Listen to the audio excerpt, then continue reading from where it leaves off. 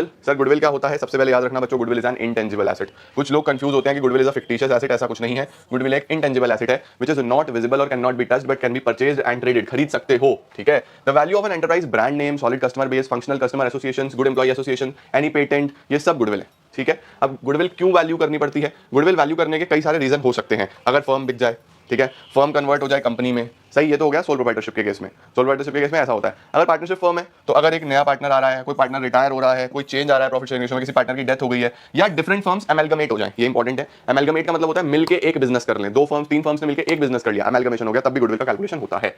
One of the important topics, कौन कौन से फैक्टर हैं जो गुडविल को इंपैक्ट करते हैं, ये क्वेश्चन लर्न करके जाना। फैक्टर्स अफेक्टिंग गुडविल किस किस तरीके से? सबसे पहला होता है लोकेशन, अच्छी जगह पे होगा तो गुडविल जल्दी बनेगा। कैपिटल रिक्वायर्ड, जितना कैपिटल आपके बिजनेस में लगा हुआ होगा उतना ही अच्छा गुडविल बनेगा। ट्रेंड ऑफ प्रॉफिट्स, अगर आपका ट्रेंड अच्छा है, प्रॉफिट बढ़ ही रहा है आप लोगों का, तो गुडविल बेटर बनेगी। इस तरीके से बहुत सारे पॉइंट्स हैं। ऑनर की रेपुटेशन, समय कितना हो गया, बिजनेस किस तरीके का है, मार्केट में क्या सिचुएशन है, कोई भी 4 से 5 पॉइंट आपको पता होने चाहिए।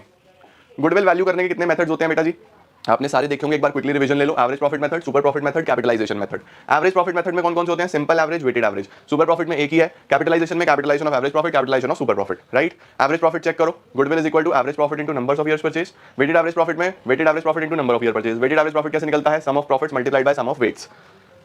सुपर प्रॉफिट की बात करें तो सुपर प्रॉफिट में भी number of year purchase into super profit. Super profit कैसे आता है? Average minus normal. नॉर्मल कैसे आता है? Capital employed into normal rate of return upon 100। Capitalisation of average profit की बात करते हैं तो capitalised value minus capital employed. Capitalised value कैसे निकलती है? कैपिटलाइज्ड वैल्यू निकलेगी आपके पास average profit into 100 upon NRR, right, उल्टा करना है just. Capital employed assets minus liabilities, फिर गुडविल निकल जाएगी capitalised value minus capital employed. Capital employed को ही बच्चों नेट एसेट्स बोलते हैं, ये भी याद रखना। Capitalisation of super profit into 100 upon NRR, सीधा सीधा।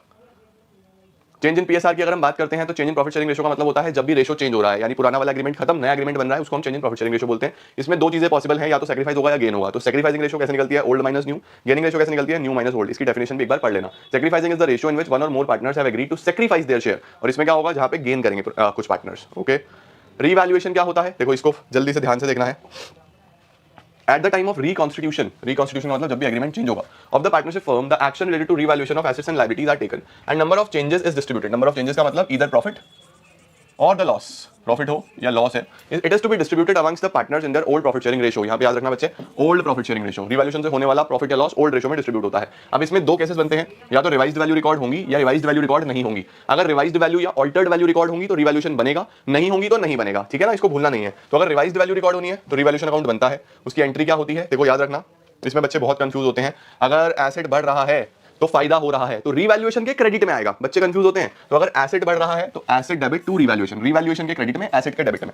अगर कम हो रहा है तो रिवैल्यूएशन के डेबिट में आएगा, क्योंकि लॉस दिखाना है, लॉस रिवैल्यूएशन के डेबिट में आएगा। रिवैल्यूएशन टू एसेट, नरेशन भी लिखी हुई है, इस तरीके से आप लिख सकते हो, ओके। इसके बाद अगर लायबिलिटी बढ़ रही है फिर लॉस होगा तो रिवैल्यूएशन के डेबिट में आएगा, रिवैल्यूएशन टू लायबिलिटी। कम हो रही है तो फायदा होगा, liability to revaluation. Unrecorded asset है अगर तो एसेट रिकॉर्ड करना है, unrecorded asset to revaluation, liability है तो रिवैल्यूएशन टू अनरिकॉर्डेड लायबिलिटी। उसके बाद प्रॉफिट या लॉस की entry, in case it is a profit तो revaluation debit to partner capital या current account, in case it is a loss तो partner capital या current account debit to revaluation, both in old profit sharing ratios, alright. रिवैल्यूएशन का format आप सब जानते हो, एक बार चेक कर सकते हो क्या क्या आ जाते हैं, एसेट्स, लायबिलिटीज, अनरिकॉर्डेड एसेट उधर, अनरिकॉर्डेड लायबिलिटी इधर। अगर कोई एक्सपेंस है रिकॉन्स्टिट्यूशन का तो वो यहाँ पे आता है, ये इंपॉर्टेंट पॉइंट है। अगर कोई भी एक्सपेंस ऑन रिकॉन्स्टिट्यूशन आपको दिया हुआ है तो रिवैल्यूएशन के डेबिट साइड में आ जाता है, सिंपली बैंक से कम हो जाता है, ओके। इसके बाद अगर आपको रिवाइज्ड वैल्यूज नहीं लिखनी तो एक स्टेटमेंट बनती है जिसके अंदर हम लोग बस प्रॉफिट या लॉस रिकॉर्ड करते हैं, जिसको हम बोलते हैं the net effect on revaluation. Increase in the value of asset plus कर देना, decrease in the value of liability, ये भी प्लस कर देना, दोनों फायदे हैं, ओके। एसेट कम हो रहा है माइनस कर देना, लायबिलिटी बढ़ रही है माइनस कर देना, नेट इफेक्ट आ जाएगा, ठीक है। और इससे एंट्री करनी है गेनिंग टू सैक्रिफाइसिंग, ठीक है। अगर ये नेट इफेक्ट बच्चों नेगेटिव आ जाए, in case net effect negative आ जाए तो एंट्री उल्टी हो जाती है, सैक्रिफाइसिंग टू गेनिंग। इस बात को बिल्कुल मत भूलना। नेट इफेक्ट में अगर प्रॉफिट आ रहा है तो गेनिंग टू सैक्रिफाइसिंग, अगर लॉस आ गया तो sacrificing to gaining, entry reverse करनी पड़ेगी। Profit on revaluation, gaining to sacrificing, loss on revaluation, sacrificing to gaining. उसके बाद रिजर्व्स का क्या ट्रीटमेंट होता है बच्चों, एंट्री रिवाइज कर लो फटाफट से। रिजर्व डेबिट, पीएनएल डेबिट, ये क्रेडिट बैलेंस है, WCR, IFR debit to partners capital या करंट अकाउंट, सब कुछ ओल्ड रेशियो में रिजर्व डिस्ट्रीब्यूट हो जाएंगे, ठीक है। और अगर कुछ लॉसेज हैं एक्यूमुलेटेड पुराने तो पार्टनर्स कैपिटल या current account debit to PNL का debit balance to deferred revenue expenditure.